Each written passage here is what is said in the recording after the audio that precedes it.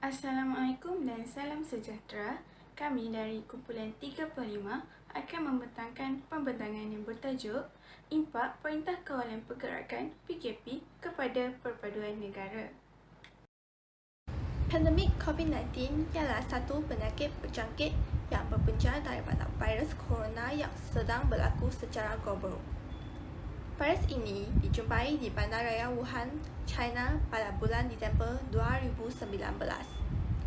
Pada 11 Mac 2020, Pertubuhan Kesihatan Sedunia (WHO) telah mengiktiraf COVID-19 sebagai pandemik. Perintah Kawalan Pergerakan PKP ialah satu tindakan pencegahan yang dijalankan oleh Kerajaan Persekutuan Malaysia berawal 18 Mac 2020 untuk memutuskan rantaian penularan COVID-19. PKP melarangkan perhimpunan serta pergerakan ramai di seluruh negara, termasuk aktiviti keagamaan, budaya, sosial dan sukan. Dalam perintah ini, hanya pasar raya, kedai sebaneka dan kedai runcit yang menjual barang keperluan asas dibenarkan untuk beroperasi seperti biasa, manakala semua premis perniagaan dan rumah ibadat perlu ditutup. Impak negatif PKP bukan sahaja tertumpu kepada ekonomi negara, malahan juga kepada kehidupan rakyat dan perpaduan negara. Seterusnya ialah permasalahan. Pelaksanaan PKP ialah satu tindakan pencegahan yang dijalankan oleh Kerajaan Persekutuan Malaysia bagi memutuskan rangkaian COVID-19 ini. Walau bagaimanapun, pelaksanaan PKP ini telah membangkitkan isu peningkatan penggunaan internet dan media sosial. Hal ini kerana pelaksanaan PKP telah melarang perhimpunan serta pergerakan orang ramai, termasuklah aktiviti keagamaan, kebudayaan, sosial dan sukan, yang menyebabkan banyak aktiviti harian masyarakat terjejas daripada pelaksanaan PKP tersebut dan membuatkan masyarakat terpaksa menjalani aktiviti harian mereka secara dalam talian. Isu peningkatan penggunaan internet dan media sosial ini dapat menghakis perpaduan di negara kita kerana interaksi secara bersemuka berkurangan.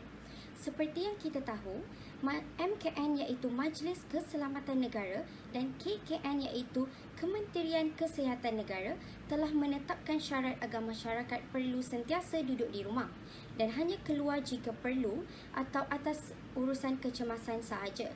Oleh itu, masyarakat terpaksa menjalani aktiviti harian mereka secara dalam talian dan penjarakan sosial dalam pelbagai urusan seperti dalam urusan sektor pekerjaan, pendidikan, perbelanjaan dan lain-lain.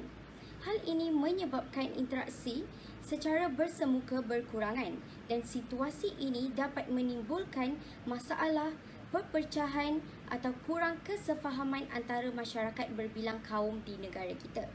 Selain itu, ianya juga dapat menghakis perpaduan rakyat negara kita kerana kurangnya aktiviti bersosial sesama masyarakat. Contohnya, amalan yang menjadi budaya seperti saling bersalaman ketika bertemu sebelum ini tidak lagi digalakkan semasa wabak COVID-19 ini kerana ianya dipercayai menjadi punca utama penularan wabak COVID-19 akibat daripada sentuhan secara langsung. Seterusnya, peningkatan penggunaan media sosial juga memberi impak kepada penularan berita palsu dan isu sensitif.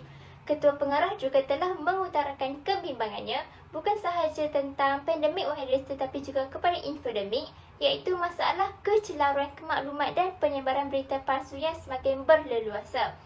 Isu viral merujuk kepada penularan berita palsu dan maklumat yang tidak benar tersebar dalam masyarakat dengan lebih cepat daripada penularan virus. Hal ini memberi impak kepada pihak yang difitnah dan menimbulkan konflik serta pergaduhan antara masyarakat.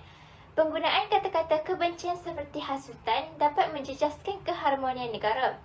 Penularan maklumat palsu turut menyebabkan kekeliruan, ketakutan dan kegelisahan antara masyarakat.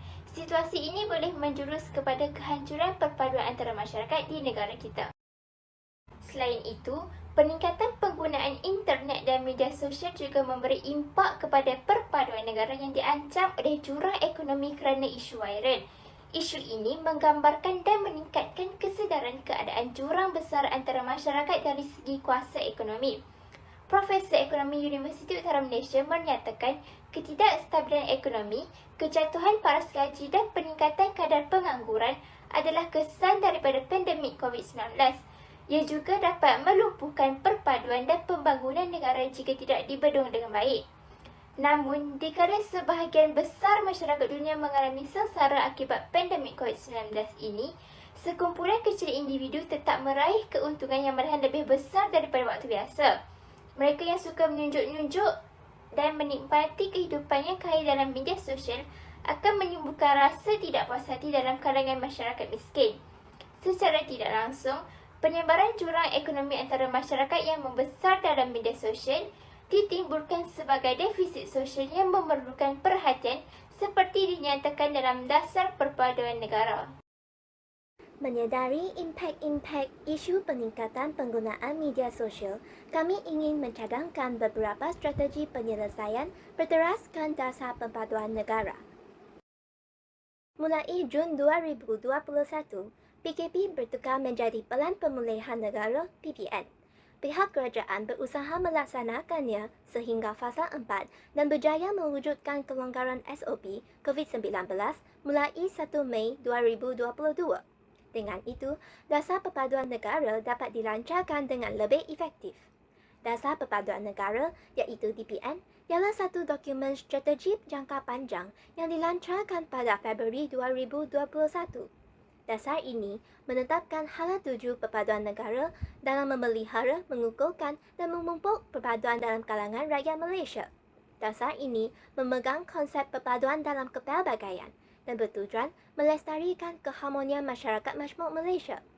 Antara objektif dasar ini termasuk mengukuhkan perpaduan dan integrasi nasional yang berteraskan perlembagaan persekutuan serta rukun negara.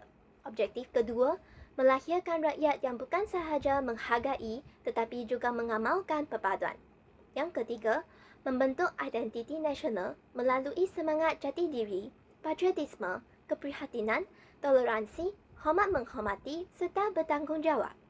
Dasar ini menggariskan beberapa strategi yang dikategorikan kepada teras 1, patriotisme dan demokrasi, teras 2, identiti nasional dan teras 3, ekosistem perpaduan.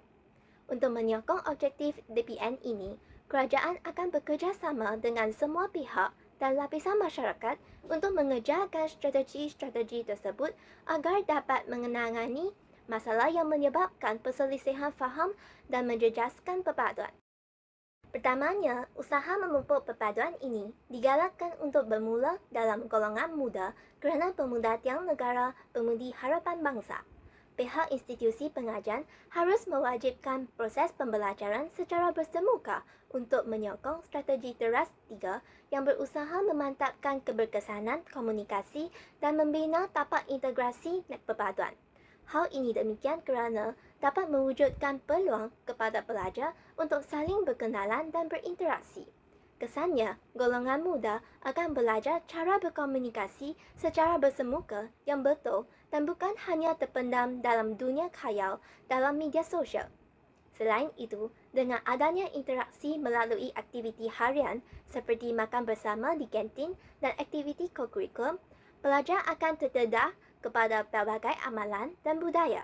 Dengan ini, pelajar akan saling memahami, menghormati dan seterusnya menjalin hubungan yang erat. Usaha perpaduan ini juga memerlukan kesungguhan tenaga pengajar untuk menggalakkan pelajar berbincang tentang topik-topik seperti sejarah, perpaduan dan kepelbagaian bangsa Malaysia untuk meningkatkan kesedaran pelajar. Langkah ini boleh dilaksanakan melalui kursus pengajian dengan mengadakan tugasan ataupun menganjurkan aktiviti seperti kempen, sukaneka dan gotong royong untuk memupuk semangat bekerjasama dan persefahaman. Dengan itu, strategi teras 1 iaitu peningkatan pemahaman dan penghayatan sejarah negara dan teras 2 iaitu mengukuhkan kefahaman agama, budaya dan adat dapat direalisasikan.